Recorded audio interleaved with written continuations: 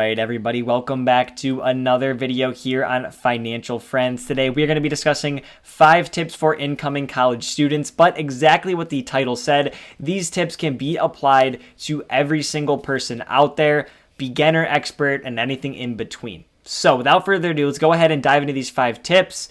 Financial Friends is a community of people who love business, finance, and investing. So if that is you, go ahead, hit subscribe, hit like, join the friend group. We're on the road to 1,000 friends.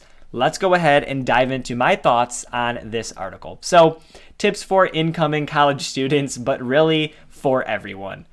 Here are the 5 tips. Track spending, create a budget, clarify income sources, understand debt along with its returns, and stop buying things just because. Now, my notes here are all of these truly apply to all of us. So, number 1, track your spending. Tracking spending is both the most difficult and useful part of any mature financial life. Learn this skill at 19 and you are on the way to financial security. I advise keeping track with a notebook or more realistically an app. Now these are going to be pulled directly from the article and I added here knowing what goes out and how it exited is important and more important than knowing what comes in. You can make millions upon millions of dollars, but if you were spending tens of millions of dollars, you are running at a deficit. So understanding how much money is coming in, how much money you are actually able to spend, how much money you should be investing and saving and things like that is crucial. And you can always spend more than you have. So we need to be tracking our spending. Number 2 is budgeting. The author writes, I like bucket budgets. One is for fixed expenses, the other for discretionary and maybe somewhat recurring expenses, and the third for the set amount of future spending.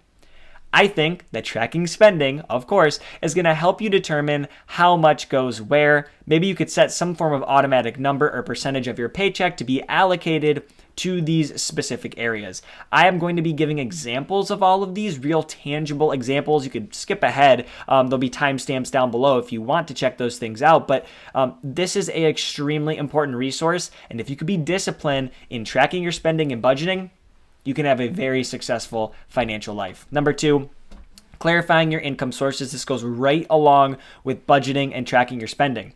You can only know how much you can spend if you know how much is coming in, where it's coming in from, and what it should actually be covering.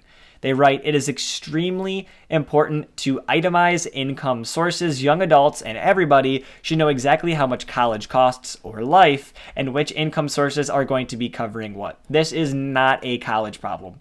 Knowing what comes from who, when it's coming in, it's extremely easy. You can simply write down deposits you'll be receiving in a calendar. Again, examples will be at the end of this video, and you can know exactly how much you have, when it's accessible, when it's going to be deposited, when you can expect the next paycheck, and that goes a long way when trying to budget and then properly track your spending. Number 4, understanding your debt and its returns. They obviously speak to college students in this regard. Student loans, understanding what type of return you can get on your degree. The example being used here is that a dog-loving student changed her plan to be a vet assistant after she learned it paid minimum wage. There's no point in getting a degree you can't get a return on. This is the same for everybody. Credit card debt, mortgages, whatever it might be, personal loans. The reason you're taking out debt is to get access to capital. Can you use that capital to provide a better return than what the loan will be forcing you to pay back? So let's say you're wanting to start a business. So you take out a couple of credit cards in the business's name and you rack up a little bit of spending on that. If the business can at one point generate enough cash flow to then pay off those credit cards and allow that business to flourish, that was a positive ROI, positive return on investment. But instead, if your business is now in crippling debt, the cons outweighed the pros there. And it is important to list those and actually understand the pros and the cons of every single time you take out debt.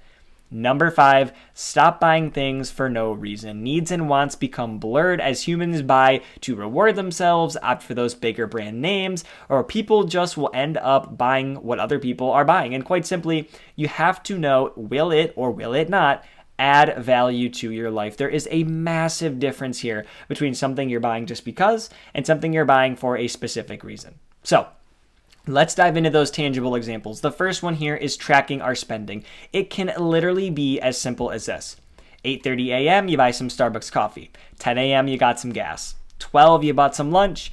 and at 5:30 after work, you picked up some groceries from Kroger. It is literally that easy. The reason you do this is to provide yourself a timestamp, a logical reason for where that money went, so you can later, truth be told, blame yourself for spending that money, because if you don't remember spending it, how can you feel guilty for that money not being somewhere? Number 2 was tracking our budget. This is very easy. Paycheck comes in, you have a specific amount. Bucket 1 is all of your bills, X amount listed out. I know there's more than this, don't harp on me, just an example. But $600 goes for all of these bills or gets set aside for these bills towards the end of the month. Bucket number 2 is some other things you might need like groceries, shoes, etc. Bucket number 3 is those things that you want. It is important to set aside money for things that you want, so you can get some wants in this life, of course. And the last one here is investments and saving. I added this one on because I feel it's extremely important to allocate funds for this. It might be coming from a 401k or some other source of income will be going towards the savings, but it's important to list out how much you're actually allocating so you can get an idea of how much you're allocating versus how much is actually going out. Number 3, tracking your income sources. Very easy. I didn't even put dollar signs. Money comes in bi-weekly. This looks like it would be Sunday, Monday, Tuesday, Wednesday. In this example, money comes in bi-weekly on Wednesdays. Side gig hustle comes in on Saturdays.